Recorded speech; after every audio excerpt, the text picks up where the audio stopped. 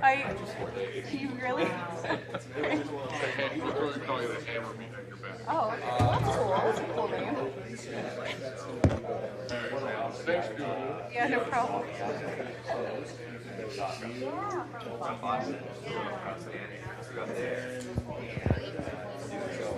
Oh yeah, you should just hit stop.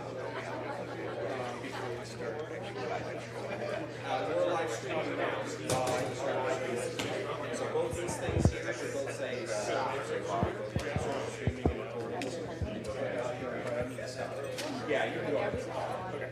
Do you remember which camera? In your room, I think they're backwards. I think the better cameras choose the worst cameras.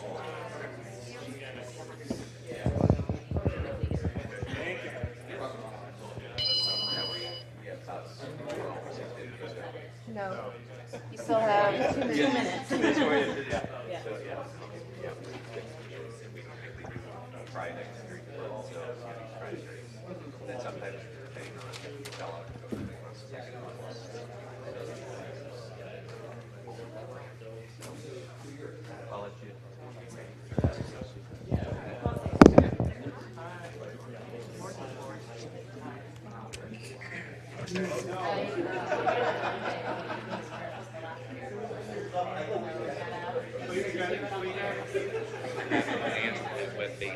Yeah.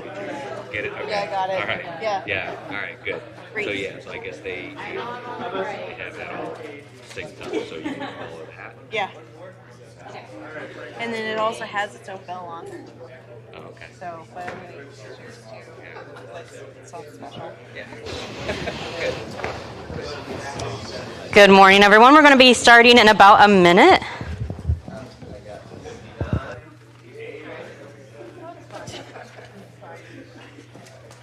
Okay, so I have Tom gave me his bell, Dana. And so at a minute, I'll also ring it too. So, just to help you out. Okay. I'll probably end a little. Okay.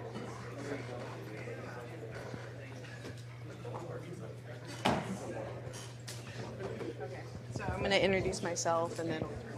Okay. Probably it's 16 minutes.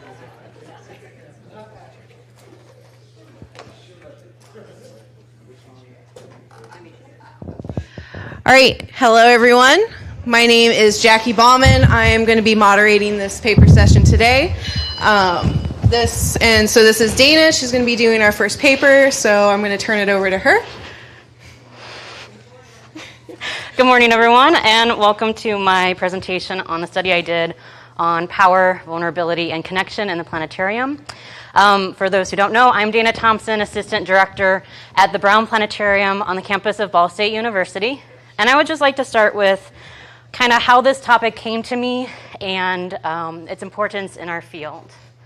So I was at lunch one day with a colleague, and I was sharing my love and interest for TED Talks, and she shared with me one of her favorites, The Power of Vulnerability by Brené Brown.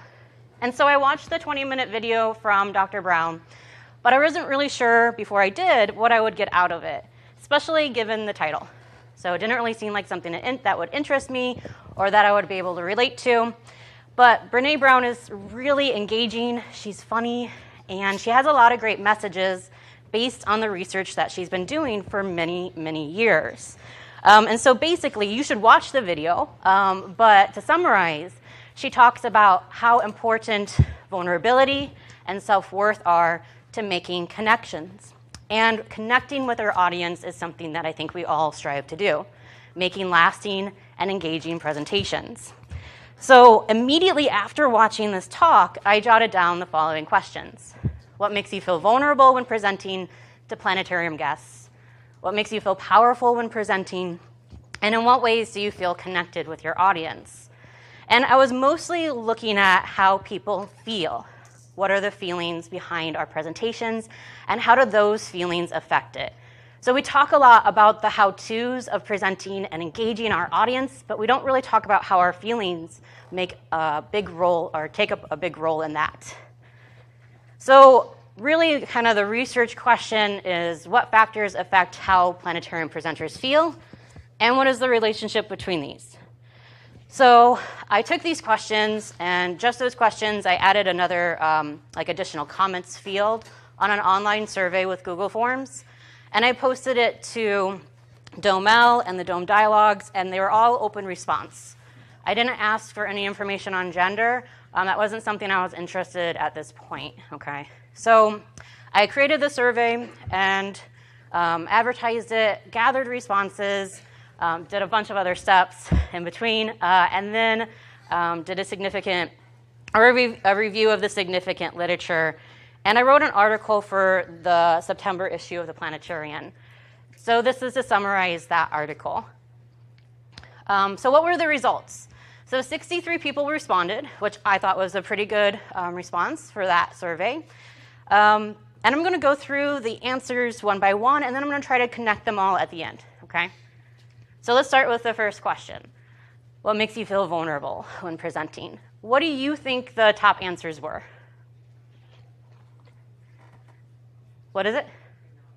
Knowledge. Go ahead. If you were going to do something wrong, or you say something wrong.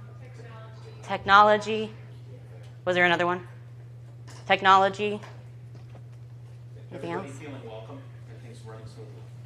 So if you're not feeling welcome, Making sure your audience is feeling welcome and everything's running smoothly and having a good time. so those are things that would happen if you weren't feeling vulnerable, maybe, or like if things went really well. So but basically, if nothing's going right or if the audience isn't feeling good. So let's see what the top responses were. So the top two were audience and experience and knowledge. So audience meaning if they're peers, VIP members, family members, if the audience was too big, too small, if there was an argumentative person in the audience, if they're just not answering your questions, not engaging at all. Experience and knowledge are really the lack of it, equipment that's failing or hard to use, content that's dated or biased, controversial topics, and then nothing, people left the field blank, or they just said that nothing makes them feel vulnerable. And then there are some other answers as well. But what about, so this is it for vulnerable, but what about powerful? What do you think the top answers were for powerful? Audience? Knowledge, content. So kind of the same things you're maybe seeing for vulnerable, okay? So let's see. Top two answers, again, were audience and experience and knowledge, but then also presentation style, which is something that's not in vulnerability or seen for that category. So presentation style, meaning that if they feel like they can present in a really engaging way, that gives them the power to feel like they did a great job that day. Content, so content that is up to date, current, visually engaging, all of that great stuff. Equipment that's stable and easy to use. Control, so meaning that they have control of the lights even, that they can bring the lights up and down any time. Control over what they're showing, basically that they're the voice in the room, okay? And then some people also filled out nothing for this. They left it blank. One person actually said that they don't feel powerful because it's not something that they feel like they want, so they don't feel like they feel it. But there is a presentation the other week ago at Aztec on power and how every one of us has power, and that's a whole nother presentation. So let's just focus on the top two answers for both. So experience and knowledge kind of makes sense that it would be duplicated in both. The lack of it would make someone feel vulnerable, and the more that they have makes people feel powerful.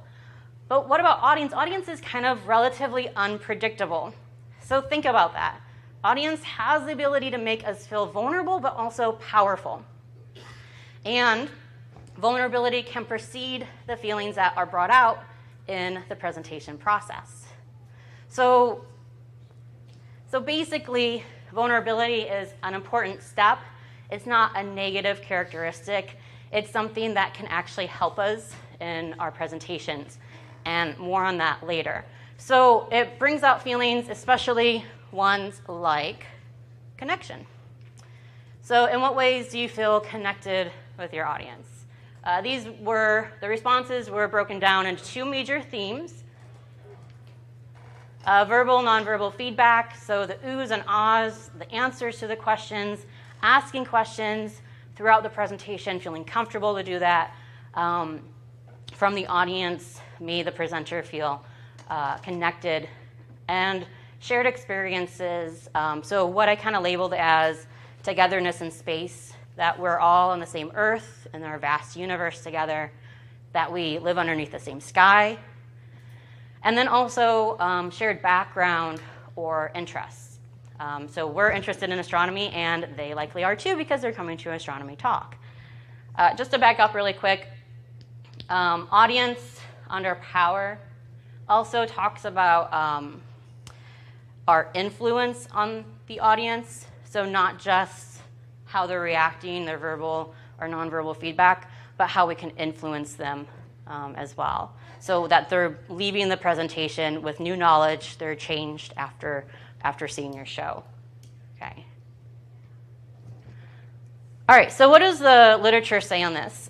So basically, to summarize, because there's a lot, vulnerability is often seen as courage. Brené Brown says that vulnerability is our most accurate measurement of courage, that feelings of power can help people connect with others, and that when we are vulnerable, we are showing our authentic self. Confidence stems from this authenticity, and audiences react positively to that confidence. So think about those. And to summarize, vulnerability is seen as courage, it shows our authentic self, and it aids in power and connection. Power increases the tendency to approach and decreases the tendency to inhibit, and it also aids in connection. And connection begins with vulnerability and authenticity, and it helps make lasting impressions or presentations. And so all this information on all these different emotions, I hope really gives people the permission to feel authentic, the confidence to be authentic, and that I think that sharing our experiences helps in this. So we're not going through these emotions alone. It's silly to pretend that we're not, or that we are, excuse me. And so along with this presentation, I have a poster where you can add your own answers to the questions that are asked in the survey. So there's Post-it notes and markers around the poster. And please do take the time to fill out those Post-it notes. It's just right across the vendor hall here. And share your experiences. You don't know what it's going to, who it's going to affect or who it's going to help. Okay. So with that, I'm actually a little early, a lot early. So we have plenty of time for questions and stories, personal stories. Thank you very much.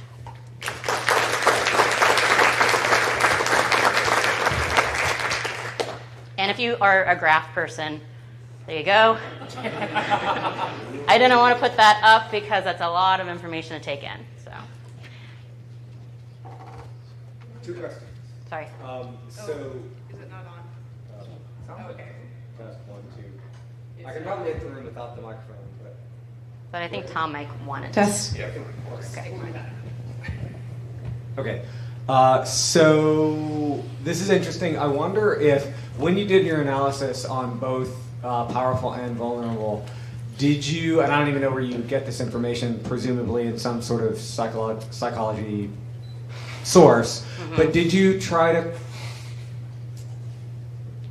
control isn't the right word, but did you try to adjust your results based on the words that people would generally use when talking about connection? Like, is there a way to look at, so in order to try to isolate what's connecting about our situation as planetariums as opposed to the things that people will generally say if you ask them, what makes you feel connected to insert anybody here, like family or person on the bus or whatever, right? Like, do you see what I'm asking?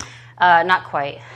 So what I'm asking is, when you ask someone to describe connection with anything, they might use a certain set of words. Right? Okay, yeah. And then you've made some meaning out of the words that they used when you asked them, what makes them feel connected to their audience.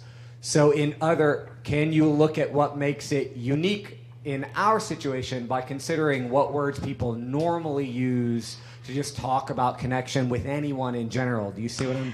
Yeah, I mean, there's one response that says that they really discuss the topic as if they were with a group of friends out in the field. And so there are some relations between the two, like making connections with your audience and then your connections with people in your day-to-day lives.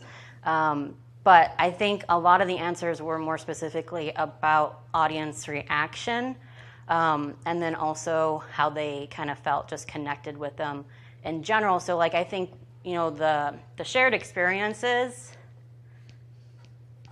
okay, there you go. So shared experiences were about half of the respondents said that they felt connected with, sorry, that's question time. So the shared experiences, so that togetherness in space, that we all live on one planet and that we share the same sky. I think that that's something that can be said for everyone, regardless of the planet being in the planetarium setting. But then the verbal, nonverbal feedback, I think, was very specific for being in a planetarium, the oohs and ahs, the questions that they were getting, something that wouldn't happen when typically talking to the general, like just a friend or so.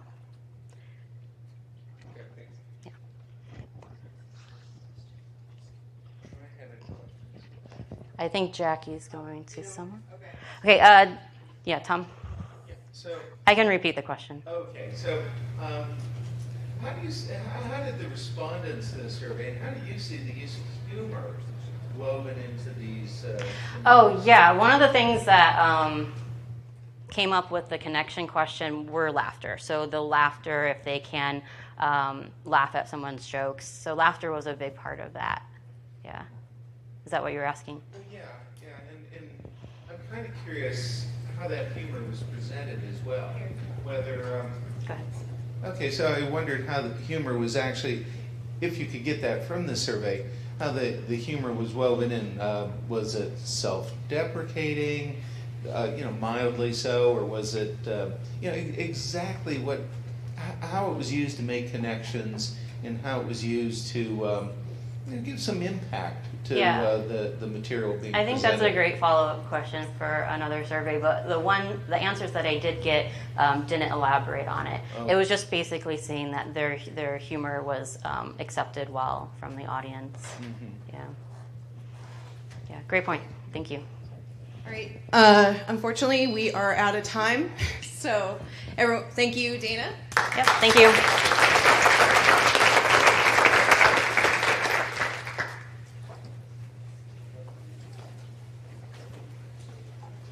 So the next person who's going to come up, if you want to come up here.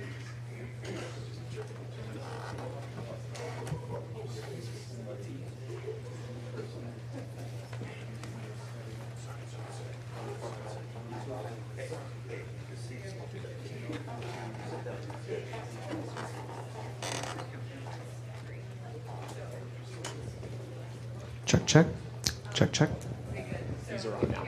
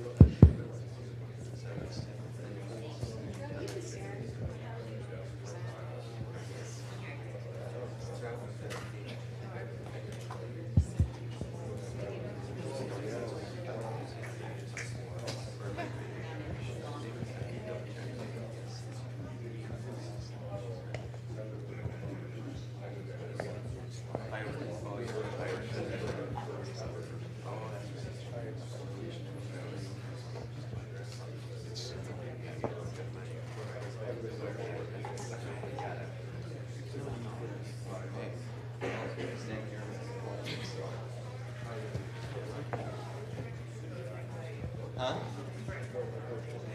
No, not yet. So that's a good sign. All right, we're set. Okay, so the next paper is Reaching Beyond the Dome by Ashley, Howard, and Michael. So I'll turn that over to them. Hello, everyone. Thank you for coming out. Good morning. My name is Michael. I also go by Nick. This is Ashley, and this is Howard. Just wanted to give you a general idea of what our thing is about. We're from the Ward Beecher Planetarium out in Youngstown State University, Youngstown, Ohio, the far side of the state. And we've been around for about 52 years now. And in those 52 years, we've had 3 major functions. We do public shows every Friday and Saturday for the general public. They're always free and open, and that's how it's been since we started. We have school groups that come in from different schools around our area. We do different specialty groups, developmental groups. We even do senior living groups. And we actually, our third purpose is we use that classroom as a university classroom. We have our basic astronomy classes in that lecture room. But our main fortes, as far as we go, are for the public shows and our school groups. We've been trying to get the general public in to use the free education that we've been providing for years, and we have a few strategies that we'd like to share with you that might help you guys, in the future. It's helped us. Last year we hit our record attendance in the past 14 years. We had 10,000 people come to our public shows, and we had a total of about 18,000, just over 18,000 people for our public shows and our school groups combined. And to do that, we've used a few resources such as public broadcasting. We've collaborated with our local astronomical society, and we've even included college clubs on our campus to help us with our programming. So I'm going to pass it on to Howard. Like Nick was mentioning, public broadcasting has played a huge role in increasing our attendance.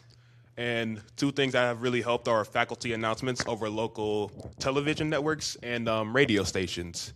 And in doing so, our planetarium engineer, Kurt Spivey, and our planetarium lecturer, Tiffany Wolbert, would announce astronomical events and updates, talk about local phenomenon, and give explanations to audience members, as well as promoting our public shows. And this has helped us develop kind of like a presence in our community and get local patrons in the area a good idea what the Ward Beecher Planetarium is all about. What else has helped us is our social media over various platforms and a stronger presence on social media as well, along with weekly updates of shows.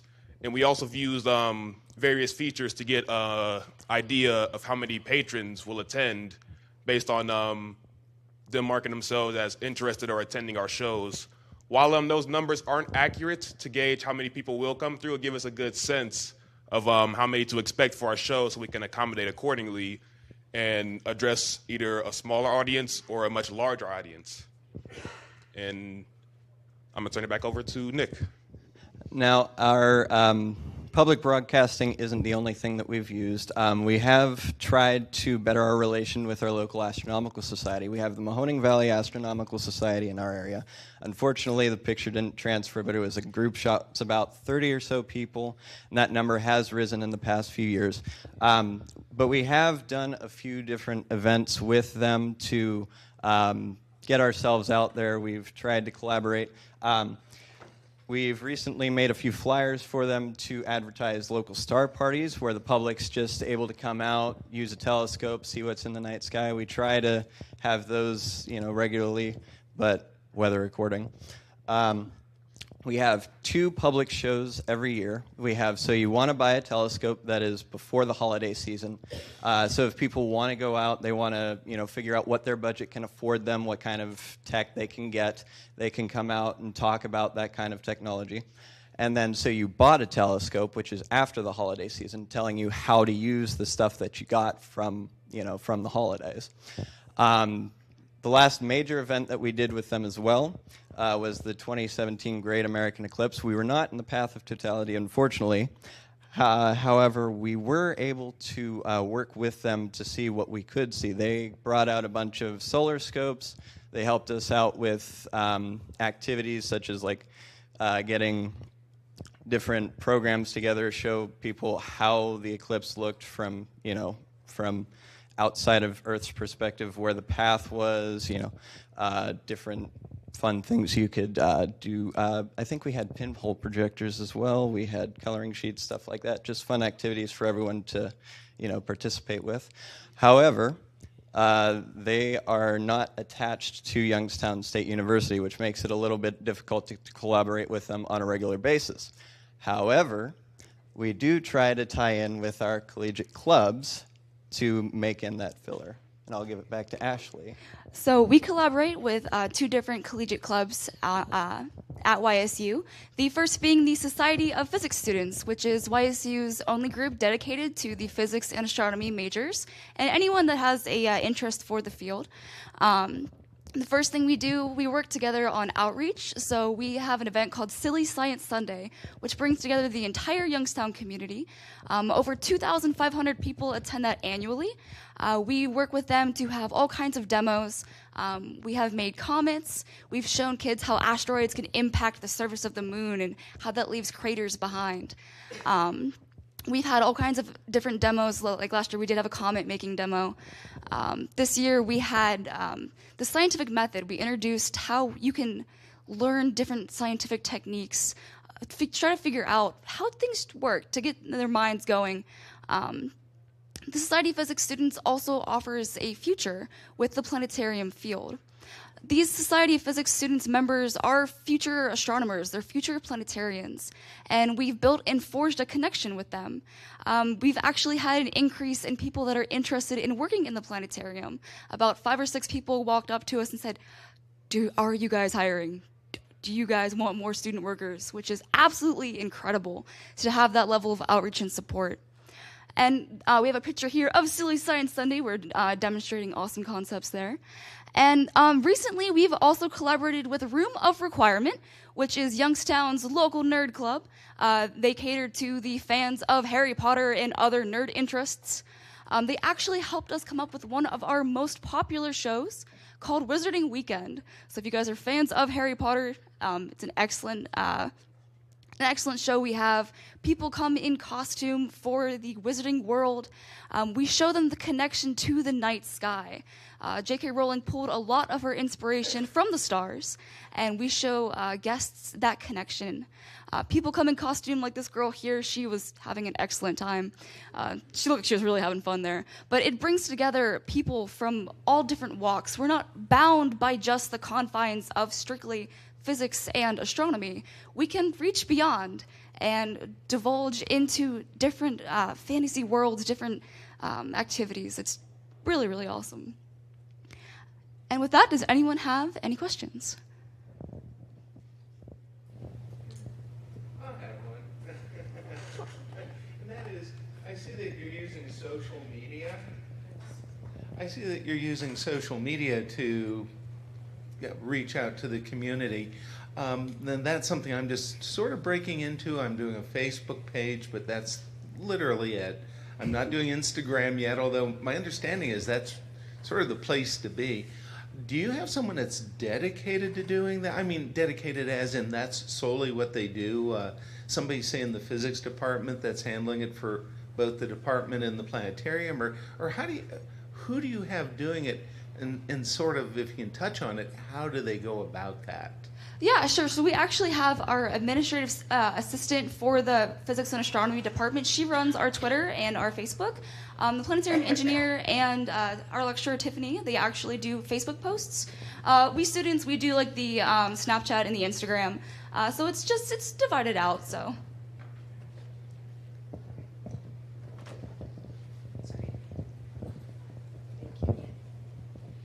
In addition to looking at the stars, what else do you do for Harry Potter? So, of course, we do show them, the connections with the night sky. But at the end of the Harry Potter show, we do have a constellation shootout groups will actually compete for the House Cup. Once you enter the planetarium, you are sorted into a house, and at the end, you get to test your knowledge. So you want to make sure that your patrons are paying attention. And if they get a constellation right or a star name, you actually win house points. And in the end, they actually, we tally up the points and see who wins the House Cup. Everyone gets really competitive. It's a fantastic time. How do you pay for all this? You have all this free programming. I mean, you might not be able to answer this question, but how does your planetarium afford to do this? So we do accept donations, but other than that, we do have a lot of help from like the collegiate groups, like Room Requirement. They help us set up demos across the hall for patrons waiting. Bless you. But yeah, that's about all I can add to that. But Thank you.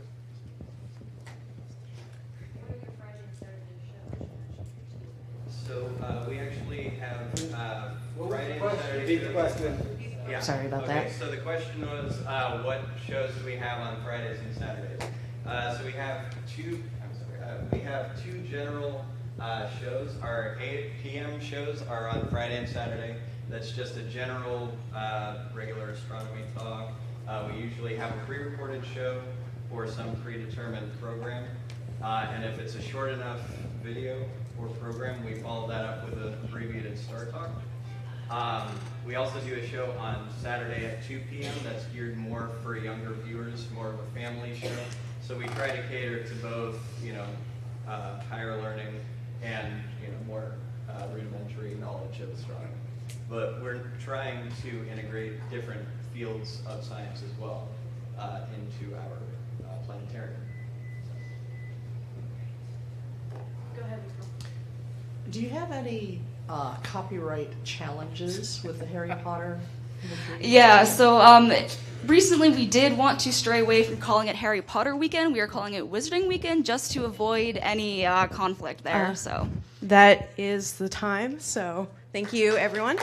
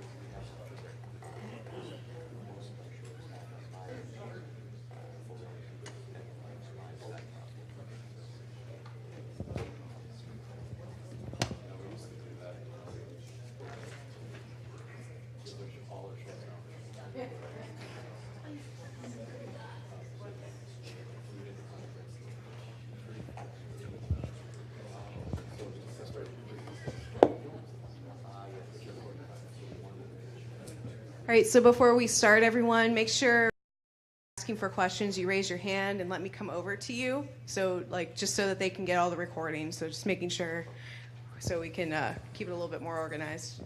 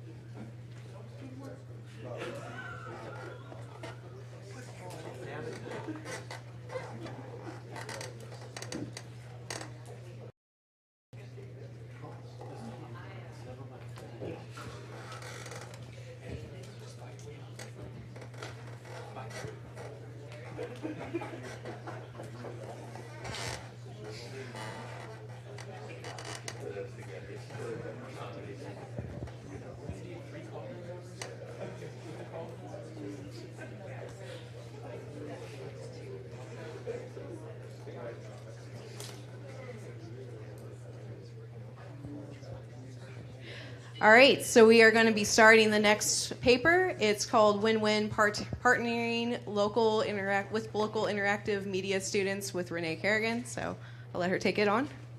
Hello, everyone. Nice to see you all this morning. I am Renee Kerrigan. I'm the Vice President of Programs and Planetarium Director at the Peoria Riverfront Museum. And I am going to talk about our partnership that we've been doing for the past 4 years with our local university in town and their interactive media department. So just for some background, I'm from the Peoria Riverfront Museum, which is a multidisciplinary museum. We have content areas of art, science, history, and achievement. We have a giant screen theater, which is a digital giant screen theater, 5 stories tall, 7 stories wide, as well as a planetarium. We have a Zeiss ZKP4 SkyMaster star projector plus digital projectors. And we have about 50,000 a year come through the planetarium, 103 seats, so that just gives you some context. But we've been doing this event called Fuse for the past 4 years with our local university, Bradley University, and their interactive media department. And what happens is the students bring in, for one day at the museum, all these special projects that they've been working on for a full year. And it's all sorts of games. So the interactive media department is really game design. So they bring in augmented reality, virtual reality games. They bring in touch tables. They bring in tablet games, computer games. They make small, their senior animation students make 3 to 5 minute films that are shown on our giant screen theater.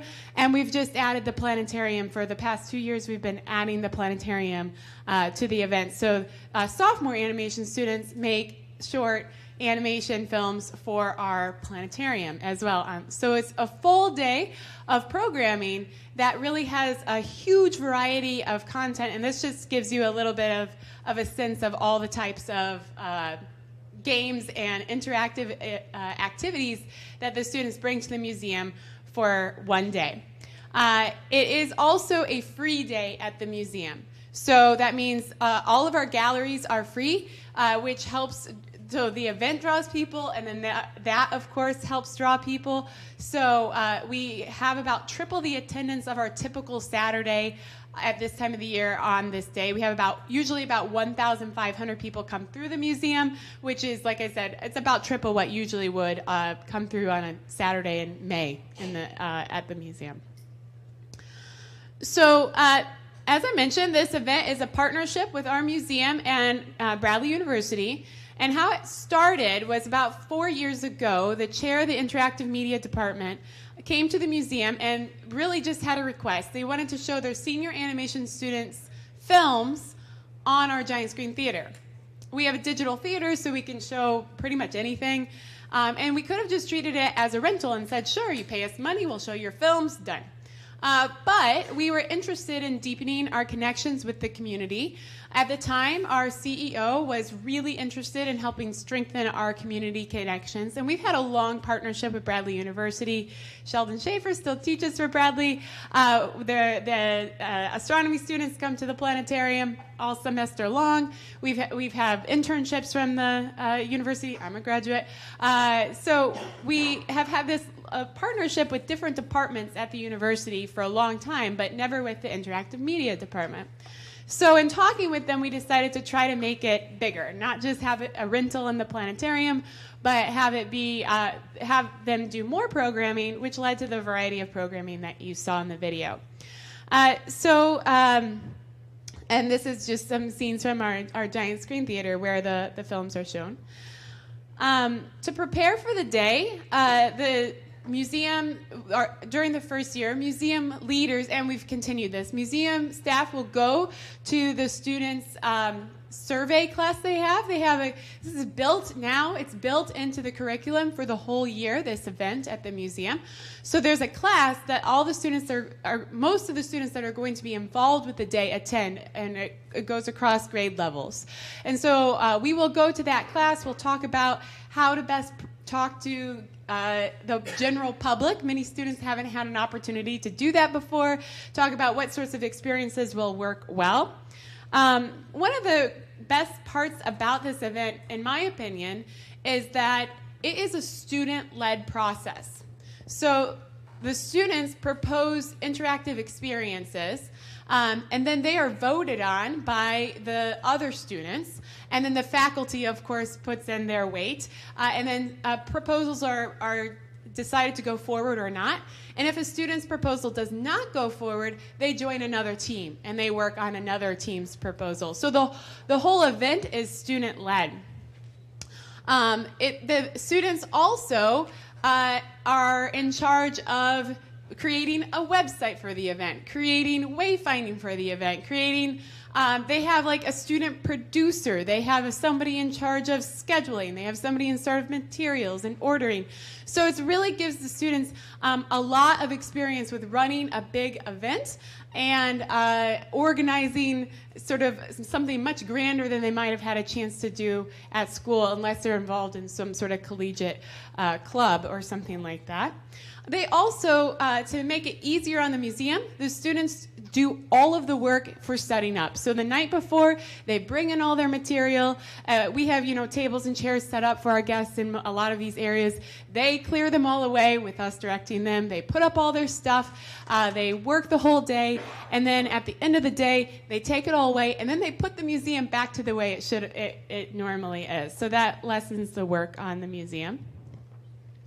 As I mentioned, the students there's a student in charge of creating the advertising for the event. So these are some of the web banners that we've used throughout the years. And so we've improved the event over the years to make it better for our guests. The teachers at Bradley and the museum staff has continued to help coach students so that they can learn a little bit better how to talk to the general public. We've done better wayfinding. We've dropped some presentations that were less popular with our guests. And about 2 years ago, we added the planetarium to this event.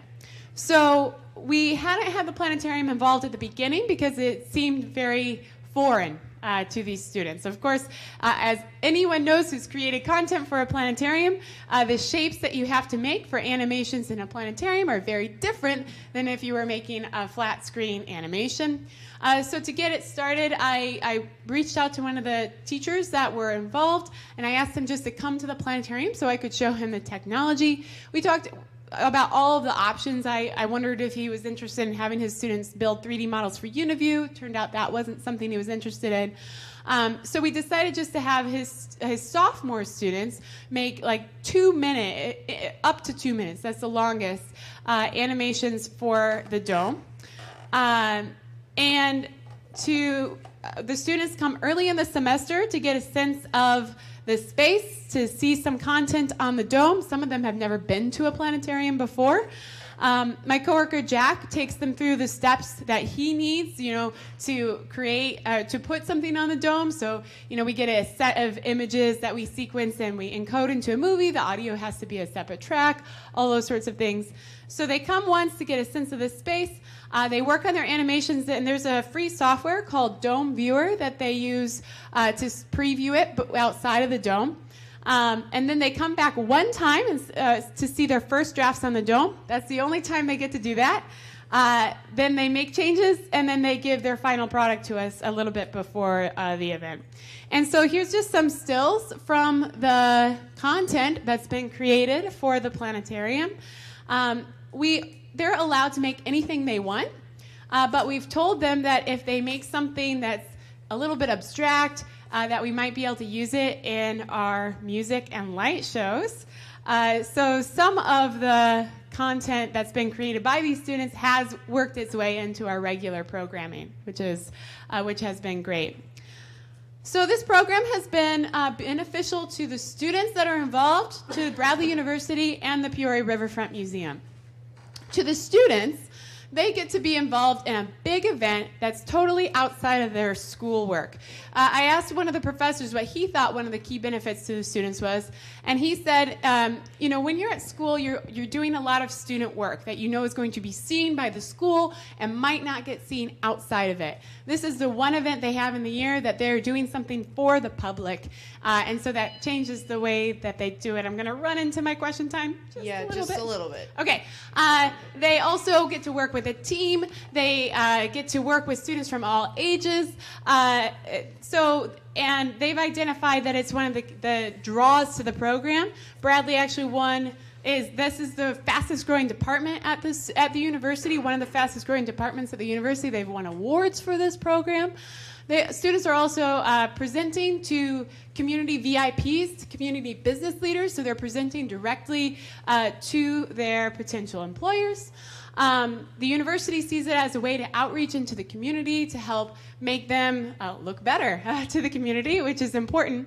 For the museum, we get a day full of programming that we would not be able to do on our own. Technology that we don't have, experiences that we would not be able to provide. And maybe one of the biggest benefits has been 2 stellar interns that have come to us directly from this program.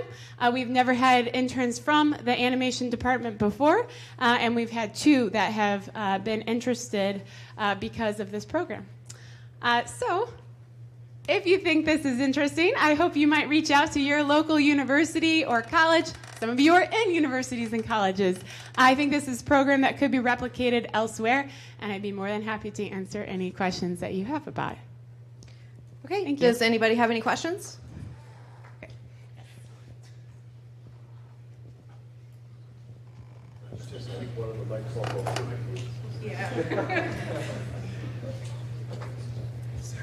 So with a design class at Notre Dame, we did something similar, although without all the extra, like in the museum stuff you're doing, where as one of their projects, we would bring them in and they'd get to bring me a couple of frames to see what those look like, and then deadlines are a real problem when you need to slice something and get it in the dome, and you have an even harder deadline because you have a presentation. We just have, it needs to be seen during their finals week. So I was curious how you motivate the students and what sort of penalties there are on deadlines. Is it just if they don't make it, they don't make it at the end? Yeah, pretty much. We've never had a student not do it.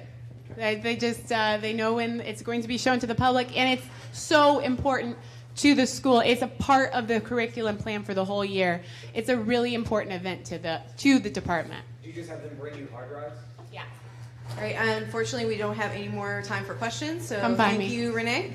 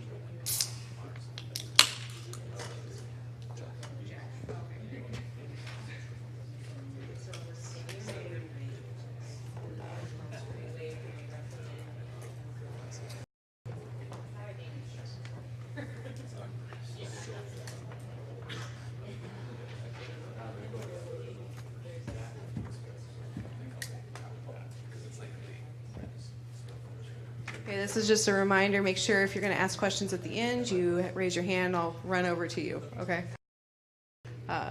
So we're going to start. The next paper is Scratch Video Game Design Made Easy and Visual with Jack. So let him take it. Thank you, Thank you, Jackie.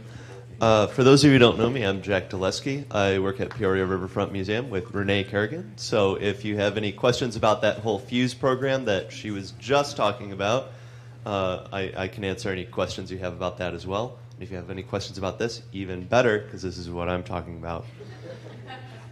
So I'm talking about Scratch, which is a video game design software, and we use it in the museum school. So to explain what I do at the museum, my time is pretty half and half, half doing live shows in the planetarium, half teaching classes in the museum classroom for school groups or summer camp or something like that. And so this is something that we've used a lot in the last year, and it's something you might be interested in doing in your planetariums or your museums or your informal education environments, because it's really a really fun educational tool, and it's something that's a little bit different from what a lot of kids might be doing in school.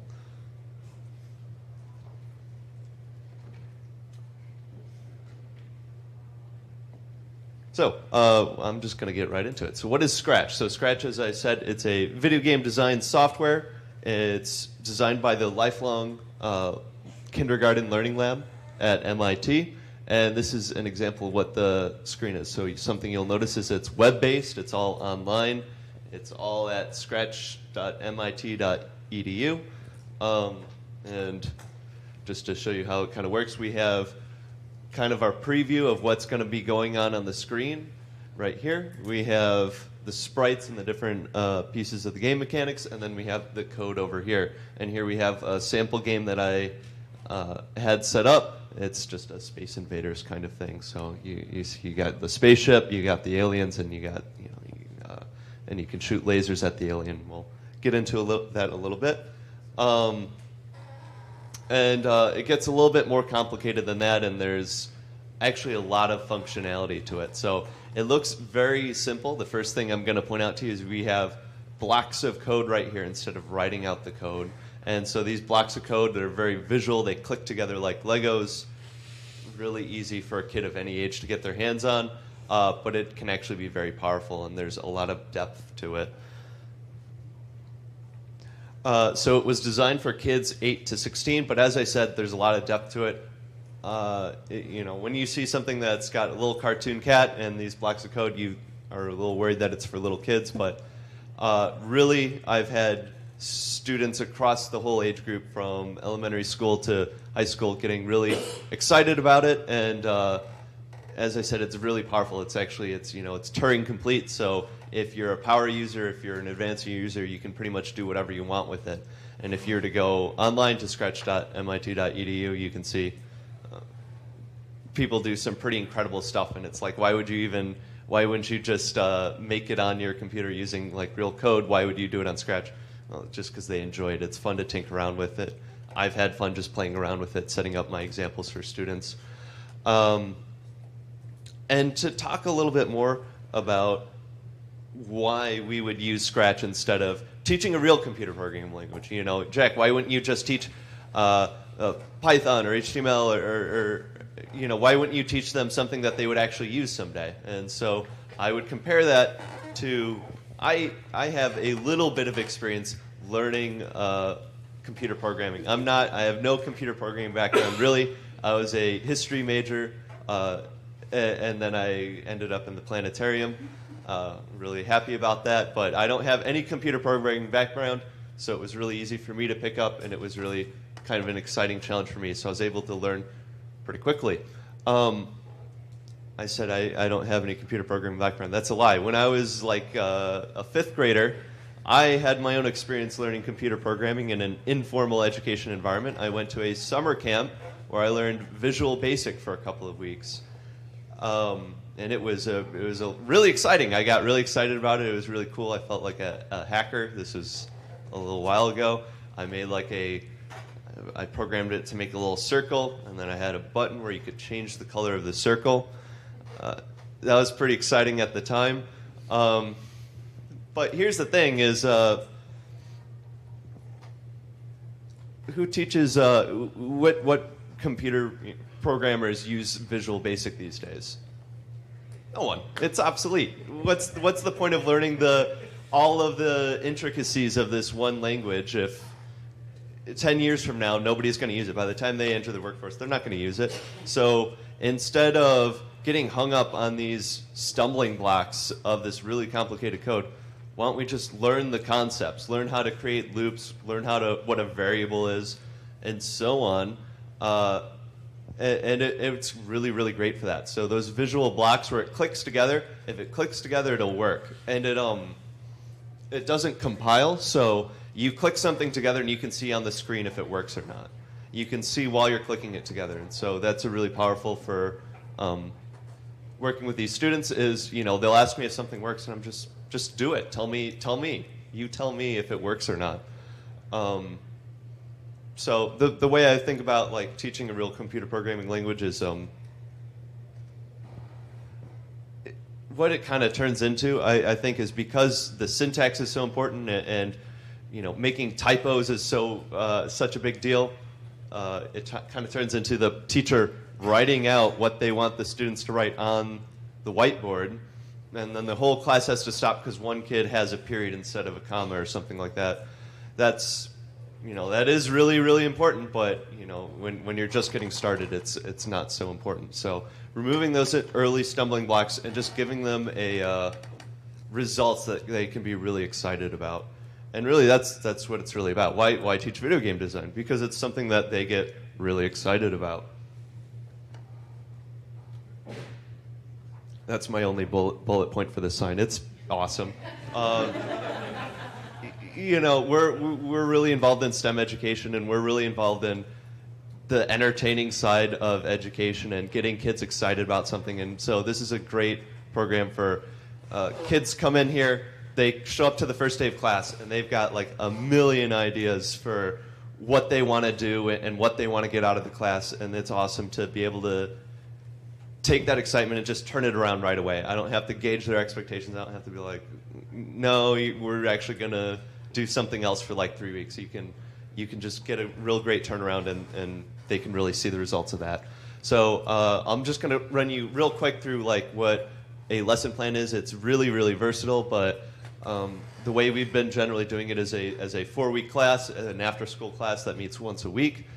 We start off just learning the layout and the different buttons, and we kind of run through something together.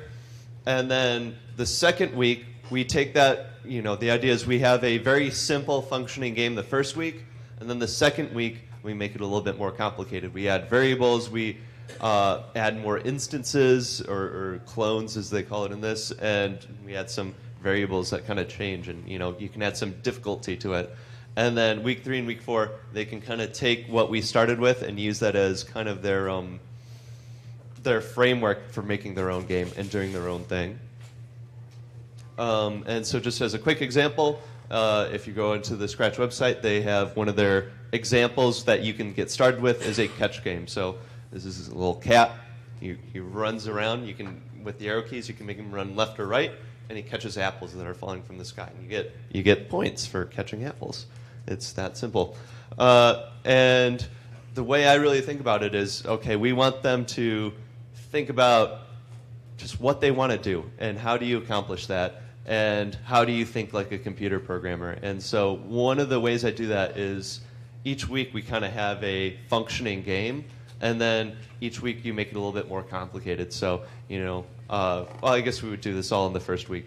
But, we start off with, on the far left, we have just the cat in the center running in place. Okay, let's add some movement. Let's add some player controls and so on.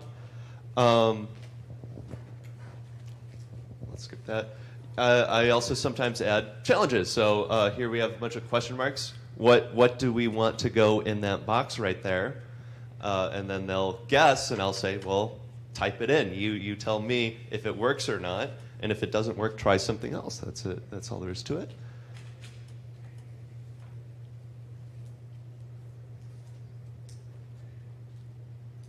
And then another way we add difficulty there is we'll start off here. We have a random apple drops down every now and then. And then what we do is over time we add variables. And so we add variables. So it starts off with the apple dropping down a random amount of time, but then we add levels in there. So Okay, so it's question time. So does anyone have any questions? yes. Do you think Scratch could ever have the possibility of being obsoleted, or do you think it's more of a building blocks program and not something that will become obsolete? Yeah, I don't think it has the possibility. Well, it doesn't have the possibility to be obsolete just because these are really just the building blocks. It's what does a loop do? What is an if-then loop? And I struggle to imagine a world in which computer program doesn't rely on variables and if-then loops and stuff like that. It really is a building blocks program. And again, it looks very, very simple, but you can do a lot with it. And it's great for that. And just to say, here's an example of what they would be doing if they were, when they start working on their own, because it's, okay, here's your game mechanic, here's your character running around. What do you want it to do? How does it know whether to do that or not? And how do you program that, and just taking them through the steps. So this is a web-based system. It is, but you can actually download it Okay, too. that was my question, is you've got your whole class and these big events relying on your internet connection. One hiccup, so you download everything locally first, right? You can do that. So I have been doing everything online. I am terrified of a hiccup happening. It hasn't happened yet. And I don't know what I would do if we were down with the internet for one day. But yes, you can have it downloaded, and you can also set up a teacher account that kind of controls the different student accounts. Because it is web-based, they can take it home and work on it afterward. Was there?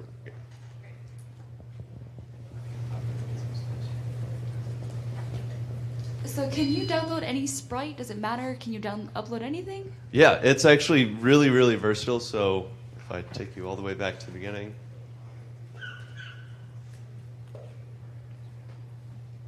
So yeah, they start you off with some basic stuff that's in their library, but you can make your own stuff on your computer and upload it. And so that's actually some direction we might be taking it in the future, is because in an upcoming exhibit we have is about animation and Disney animation. It'd be really cool to have them start off with their own pictures that they make in a computer program and then animate it. So you can use it for animation, and they could really make it their own thing. They start off with the library, but they could, I want it to be this sort of character. They can make it. All right, so we are out of time, so thank you very much. Thank you.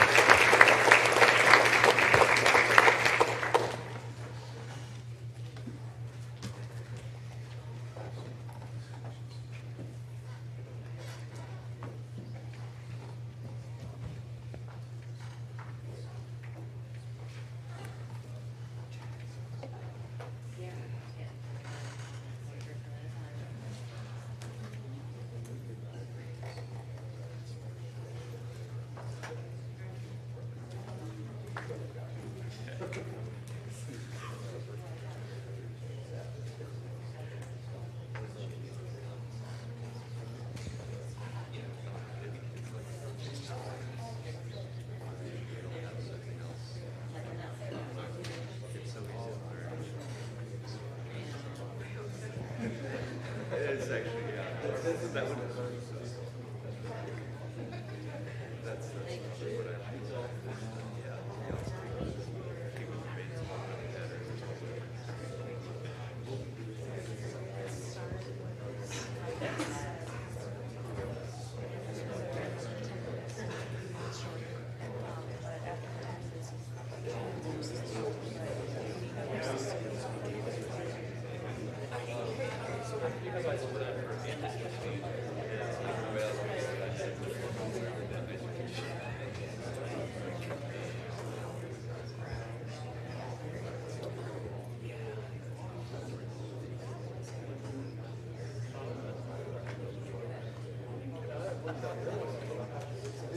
I Okay, so once again, I do want to remind everyone, if you have a question at the end, please raise your hand and wait for the microphone just so they have it on the recording, because I don't think that they can necessarily pick up your voices without the microphone. So be a little patient while I run over to you.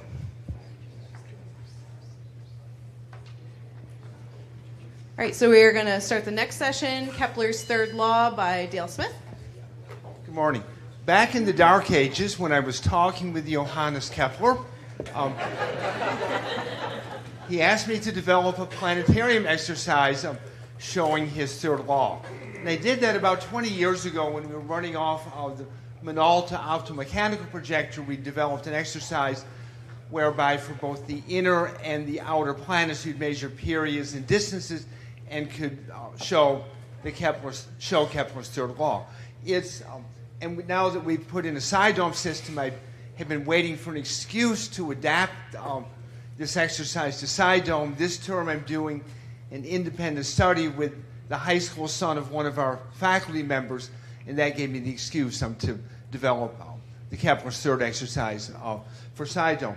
And in a sense, it's taking how do we, from the Earth-based view that we're all stuck with, how do we get these God's eye laws like Kepler's third and so many other laws? So this is an exercise that does that.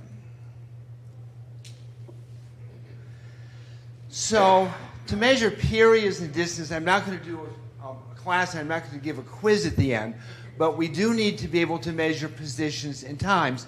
And so we use the ecliptic as our calendar and as our protractor.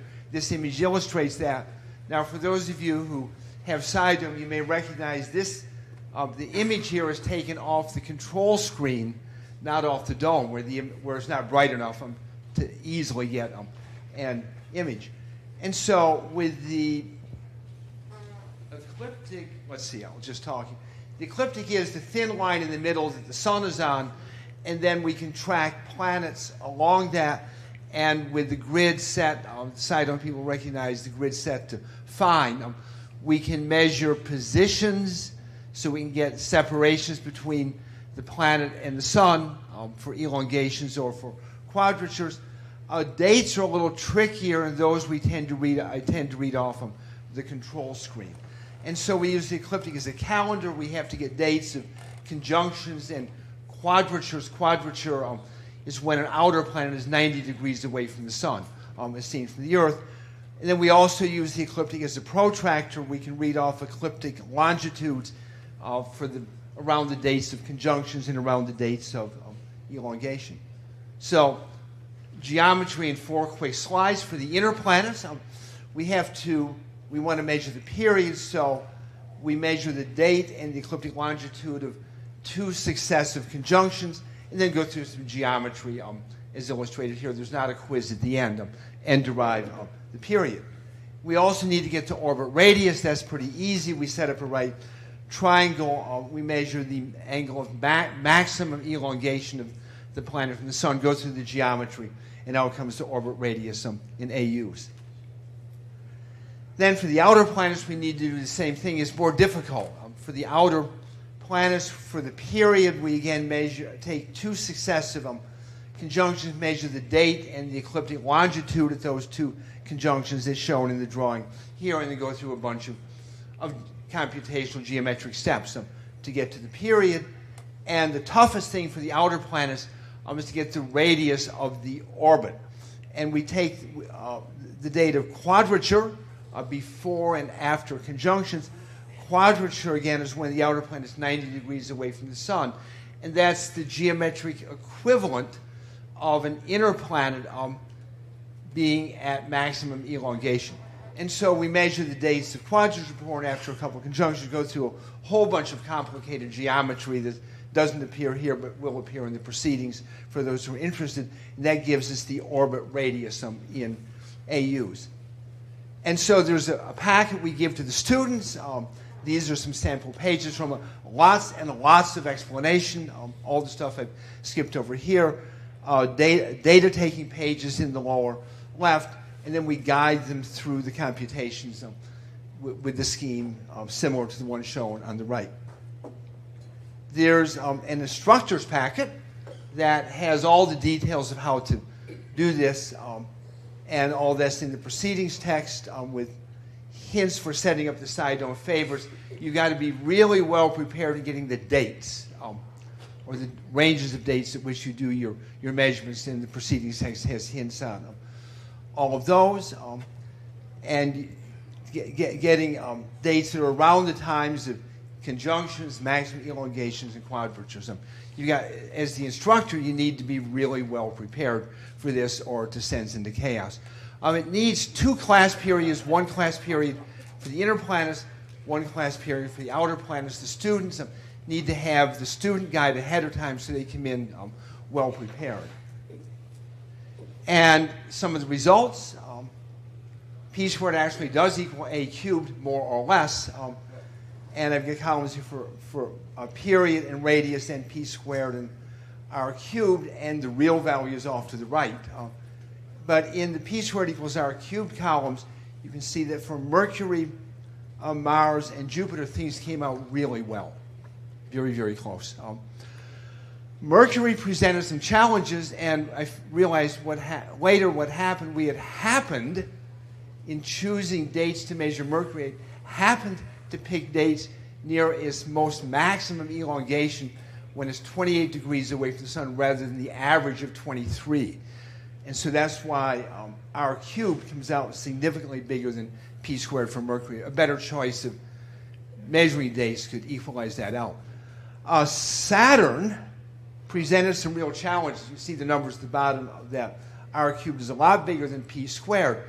And for Saturn, not so much for Jupiter or Mars, but for Saturn, the results you get are really sensitive to the date you assign to, or the date you measure for quadrature. A 1-day change in the date you measure for quadrature changes your derived radius by 3 AUs. So it's really sensitive. And one of the surprises for me when I compared our results with Sidome to what we'd had off the Minolta 20 years ago, the Minolta results were better. And I think what had happened was that for Mercury, we had, by good fortune, picked dates of conjunctions, elongations that were near Mercury's average distance from the sun, so it came out close. And I think for Saturn, we just lucked out on the date, again, on the dates that we were measuring quadrature. If you're off by half a day for Saturn, your derived radius will be off by about an AU and a half. So Saturn is really, really sensitive. And it took me a while to understand why the results for Saturn seem so bad, but it's exceedingly sensitive to your dates of quadrature, which gives me much fresh respect for the work that Kepler and Tycho and everyone who's on whose data Kepler was based, the accuracy of their measurements. And finally, since we are in planetariums, this is using the planetarium really to look at the planets. All the details are in the proceedings. I've got the instructor's guide, write-up instructor's guide, and student packet are all in the proceedings with all of the messy geometry details that would put you to sleep if you're not already there. Questions? Okay, so her first and then you next. Yeah, Gene. Were the students as impressed with Kepler's work as you are, we are? Of course not. Because the question is whether the students are as impressed as we are. I think they're not, because we understand the historical context of it and appreciate that, and I don't think the students do. So what did you do to help them appreciate what they were doing? The student packet's got all the historical background in it, so they will have read that before they come in. Okay, thank you. Yeah, the student packet is about 15 pages, so there's all the background, all the geometry, all the computational steps. Everything that I'd put them to sleep if I tried to go through it verbally, so I try to give them the background in the packet. Yeah, Joe. So do those soporific calculations include inclination of orbit and eccentricity, or are we assuming concentric coplanar circles? We're assuming all the orbits are coplanar. And for, and no, I'm assuming circular orbits to keep it simple. And even for the outer planets, the geometry of working through quadrature to get to orbit radius is a real mess, more than I've hinted at here. Yeah, Chris. I see you measure with grids in the dome. I have a colleague that there's a retrograde activity, and he is abhorrent to using grids because then he'll just do it in the lab on a piece of paper. And so he's come up with a PVC pipe so far from the eye with a piece of transparency with a printed grid to use as a retrograde activity. It's not super accurate, but as long as your head is so stewed in this, is that something you think could be adapted to have the students empirically measure like Tycho or Kepler instead of just, here's a grid, look up and jot it down? Like, can they measure? Is that applicable, or is the detail so fine it's just not really possible? Maybe. My guess is the detail would be too fine. Okay. And I've also heard, Brad, you can correct me if I've got it wrong, that an updated version of the Spitz hardware will be able to measure angles and display them, coming out within a few months from now. That would simplify the process as well. Any other questions? Okay, it doesn't look like it. So, all right, thank you, Dale. Thanks.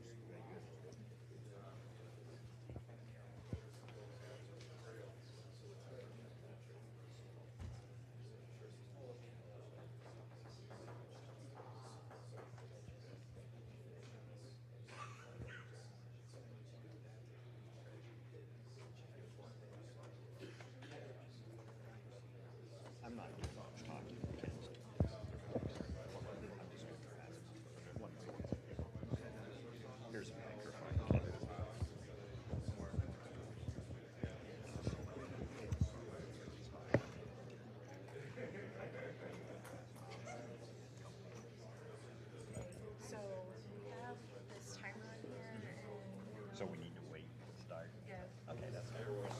Like your challenge? Yeah. Yeah. Yes, okay, so I will, Okay, that's all right. Yeah, well, you're going to have 10 minutes to talk, and then I can give you a 5 or 3 minute warning if you want. 3 minutes. 3 minutes? Okay, and then at 1, I will ring a regular bell, and then when it's time to go, my phone will ring. Perfect. So, right, and then you guys are going to hand out stuff at the end? Yeah, no, I'm going to hand out stuff right now. Okay, wait to the end just so we can, like during the question period? Like, use it during the... Okay, well, if you want to hand it out right now, you can.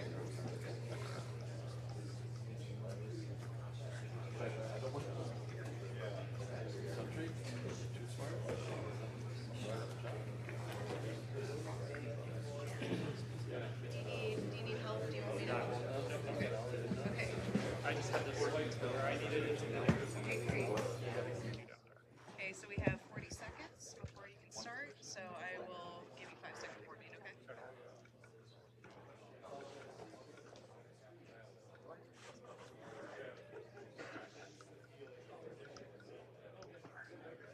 this not working now?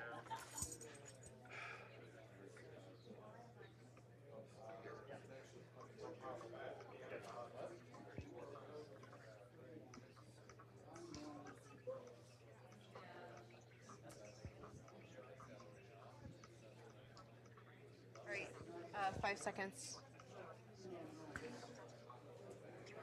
Okay. Are you ready? Okay. All right. So this is the last paper. We are right now. They're distributing something for you to use during the paper session. So we can wait for a few more seconds. But this is Ken, and he is, I'm not really sure what your paper's about, but I will give it off to you so you can go ahead. All right. Thanks a lot. I am Ken Quinn. I'm here with Dr. David Hurd.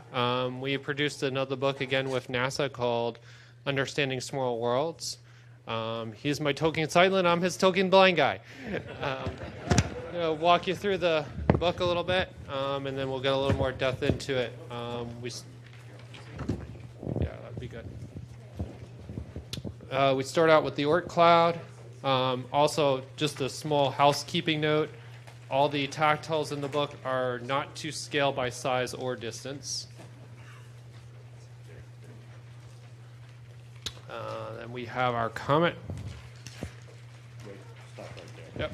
Comet 67P, which was discovered, I believe, in 1969, and I'm going to mispronounce this, by Klein Chernoff, and I'm sad to say that he passed away within the last year, wasn't it? Within the last year, he just passed away. Thankfully, I had a chance to meet him in Poland, so that was really special. But that's the Comet 67P, which is Tactile 2. We turn to Tactile 3, which is the anatomy of a comet. And you'll note down at the bottom the coma. And by the way, Ken's reading this by Braille here, upside down, so that's kind of cool. I find that pretty fascinating. It's easier than reading it upside down. It's less eye strain.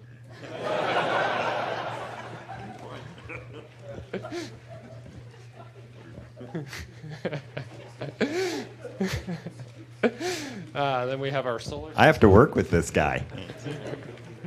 Hey, comment about Tactile 4 on Tactile 4, page 4. We actually have passed out, what do we call them? Rejects, I guess. So. Reject books, because for a number of them we did not get Tactile 4, our solar system. Up at the top of the page. Yeah, it's not labeled in Braille. And the planets aren't labeled with a key in Braille either for Tactile 4. So, but we figured for you guys it's okay. but if you have somebody who you know is going to use this and is a student who's blind or a person who's blind, we can get you one, because all the rest of them do have Tactile 4 labeled in Braille. Tactile 5 is Vesta. And pretty noticeable is the snowman crater.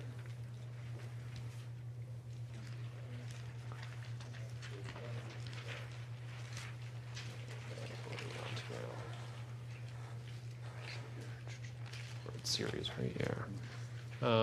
Tactile 6 is Ceres.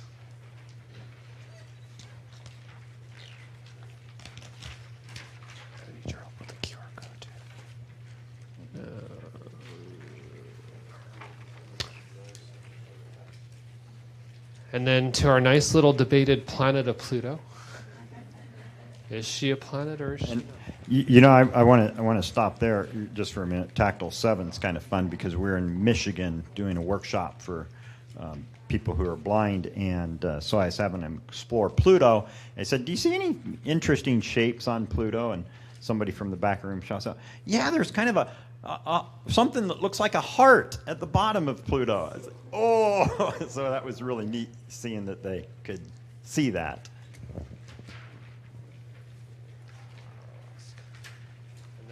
Our last tactile is Tactile 8.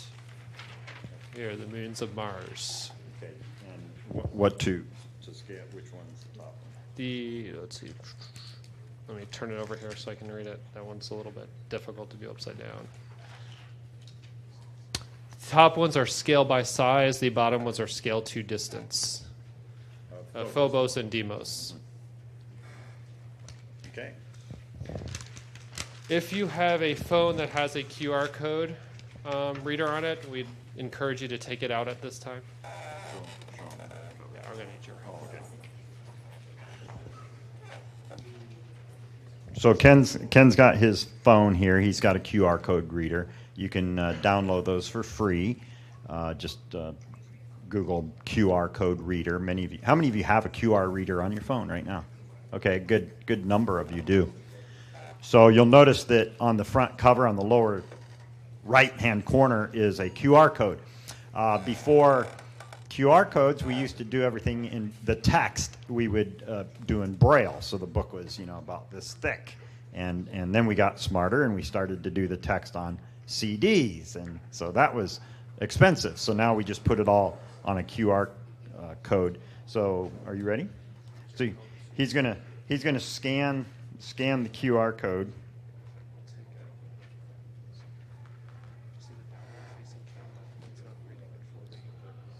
I think it read it. Yeah. Where's your volume? You got it. Oh. Okay, he's going to plug it in there. So Ken just scanned the QR code with his phone. It does work. Understanding small worlds in the solar system. Link. Image. So go ahead and go. The cover image of getting a feel for lunar craters. The cover image of understanding small worlds in the solar system. The cover image of understanding small worlds in the solar system. Link. Image. So Ken, how do you access it? How do you access these books, like for both text and refreshable Braille? Well, I access it with the QR reader, and the text reads with, I have an iPhone, so it uses something called VoiceOver, which you were all lovely hearing just a second ago. I also can hook it up with a refreshable Braille device, which looks like this, via Bluetooth. And I can read what's going on in Braille as well. So as it reads so you can silence the text, and as it reads, 3 minutes. The Braille will pop up on this refreshable Braille pad, which is pretty cool. Yeah. So. Since the beginning of our history, humans have looked up at the sky and marveled at what they saw. The changing phase of the moon, the brilliance of the sun, the movement of the planets, all of these and more are our ancestors. That was me reading it. They created stories and prescribed meanings to the objects that fill the sky. So, since the beginning of Okay. history, humans have looked up at the sky and marveled at And they use that you guys use that really fast. It speaks really fast. Oh, yeah. For you usually. Really, really fast, yeah. And this, I have a friend who has it even quicker than this, so. I don't think. Oh, it is working. Okay, and also something neat. I'm actually going to show them on the website here. We also have audio of this as well, which David's going to show you.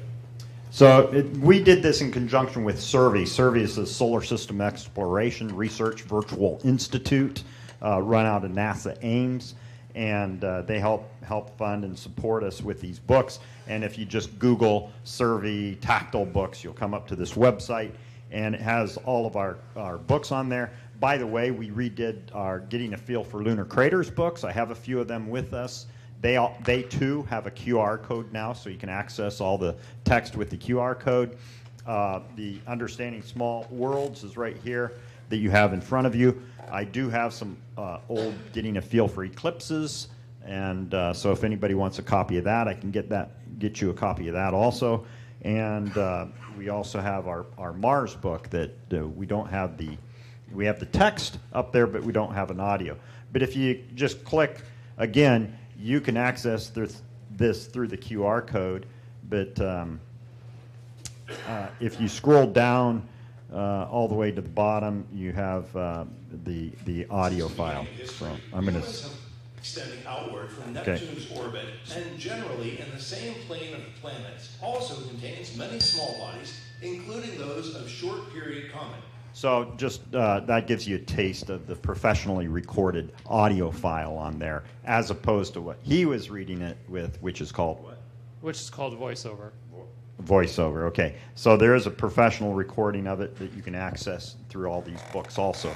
So we're real excited to be able to bring this to you, this resource, and hopefully you can get it out and use it.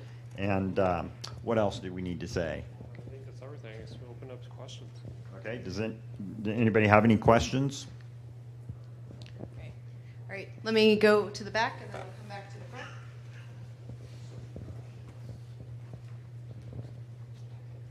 We'll scoot over here to the right. Okay, so on these charts, let's say you've got an object, Demos is this small, and you're touching it. What is the topographic relief factor on this? Because if I were making Demos this small, would it be glass smooth? So is there, do you know what the topographic relief on some of these are? You mean for the distance one? Yeah. Or? No.